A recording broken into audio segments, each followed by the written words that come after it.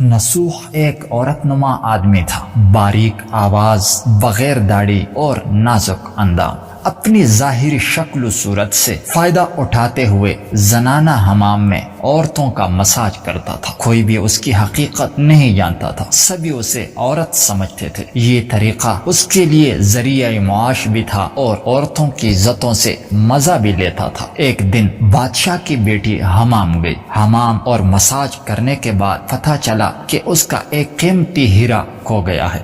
بادشاہ کی بیٹی نے حکم دیا کہ سب کی تلاشی لی جائے۔ سب کی تلاشی لی گئی مگر ہیرا نہیں ملا۔ نصوح رسوائی کے ڈر سے ایک جگہ چھپ گیا تھا۔ جب اس نے دیکھا کہ شہزادی کی کنیزیں اسے ڈھونڈ رہی ہیں تو سچے دل سے خدا کو پکارا اور خدا کی دربار میں دل سے توبہ کی۔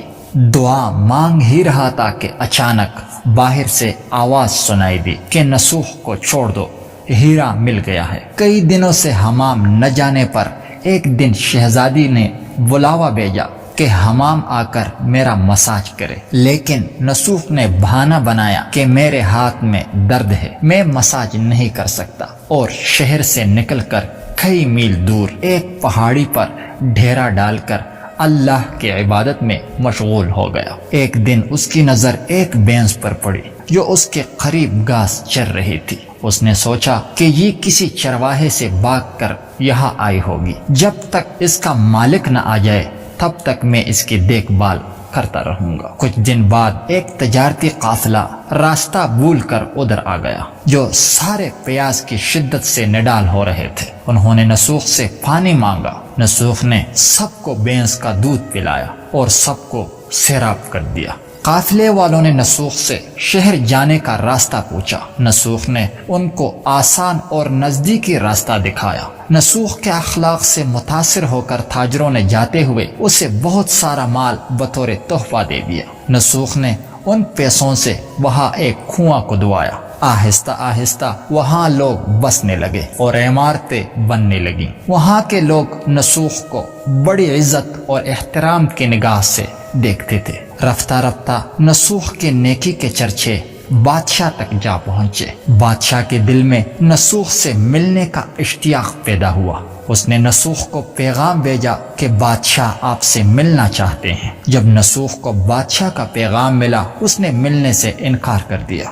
بادشاہ کو بہت تعجب ہوا، مگر اس بے نیازی کو دیکھ کر ملنے کی طلب اور بڑھ گئی۔ بادشاہ نے کہا کہ اگر نصوح نہیں آ سکتے تو ہم خود اس کے پاس جائیں گے۔ جب بادشاہ نصوح کے علاقے میں داخل ہوا، خدا کی طرف سے ملک الموت کو حکم ہوا کہ بادشاہ کی روح کو قبض کر لے۔ چونکہ بادشاہ بطور عقیدت مند نصوح کو ملنے آ رہا تھا اور رعایا بھی نصوح کی خوبیوں کی گرویدہ تھی، اس لیے نصوح کو بادشاہ کے تخت پر بٹھا دیا گیا۔ نصوح نے اپنے ملک میں عدل و انصاف کا نظام قائم کیا۔ وہی شہزادی جسے عورت کا بیس بدل کر ہاتھ لگاتے ہوئے بھی ڈرتا تھا، اس شہزادی نے نصوح سے شادی کر لی۔ ایک دن نصوح دربار میں بیٹھا لوگوں کی داد رسی کر رہا تھا کہ ایک شخص حاضر ہوا اور کہنے لگے کہ کچھ سال پہلے میری بھینس گم ہو گئی تھی، بہت ڈھونڈا مگر نہیں ملی، برائے مہربانی میری مدد فرمائیں۔ نصوح نے کہا کہ تمہاری بھینس میرے پاس ہے، اور نصوح نے حکم دیا کہ میرے سارے مال اور دولت کا آدھا حصہ بھینس کے مالک کو دیا جائے۔ وہ شخص خدا کے حکم سے کہنے لگا، اے نصوح جان لو، نہ میں انسان ہوں اور نہ ہی وہ جانور بھینس ہے، بلکہ ہم دو فرشتے ہیں، تمہارے امتحان کے لیے آئے تھے۔ یہ سارا مال اور دولت تمہارے سچے دل سے توبہ کرنے کا نتیجہ ہے، یہ سب کچھ تمہیں مبارک ہو۔ اور وہ دونوں فرشتے نظروں سے غائب ہو گئے۔